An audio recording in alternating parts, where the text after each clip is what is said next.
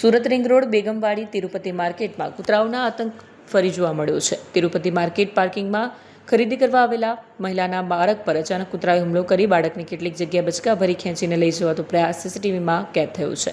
વારંવાર મનપામાં ઓનલાઈન ફરિયાદ કરવા છતાં એસએમસીની લાપરવાહીના કારણે બાળક ગંભીર રીતે ઘાયલ થયું હતું, પરંતુ માર્કેટના સિક્યુરિટી આવી જવાથી બાળકને બચાવી લેવાયો। એસએમસીની બેદરકારીના કારણે સુરત શહેરમાં કૂતરાનો આતંક જોવા મળી રહ્યો છે। શું એસએમસી એમાં તાત્કાલિક કાર્યવાહી કરશે કે કેમ તે જોતી જ રહેશે?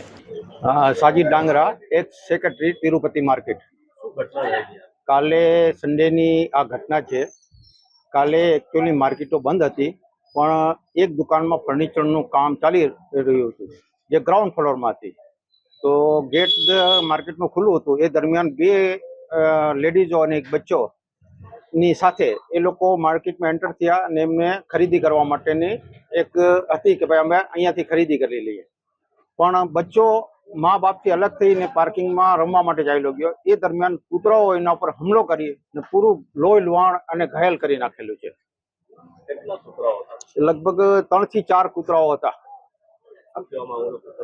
કૂતરાનો આતંક અહીંયા બહુ ભારે છે। લાંબા સમયથી અમે કમ્પ્લેન પણ કરતા હોય છે, પણ એ અમારી કોઈ કમ્પ્લેન સાંભળવા તૈયાર નથી।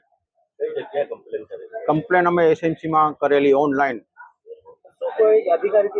અધિકારી જોડે પર્સનલ કોઈ જોડે વાત થઈ નથી। 100% માં બેદરકારી છે। બાળકનું તો કોઈ આપણને બહુ લાંબુ છે નહીં। દુકાનદારને પર અમે પૂછેલું, પણ દુકાનદાર પાસે પર એની કોઈ બાળકની માહિતી નથી। એ તો 100%ની જવાબદારી કેની બને છે આપ પણ જાણો છો।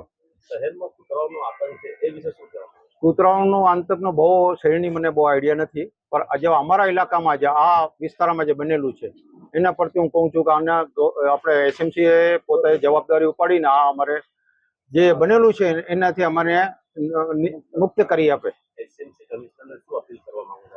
અમે બંને હાથ જોડીને કહીએ છીએ કે ભાઈ અમારે આમાંથી અમને મુક્તિ અપાવો। Tirupati textile market.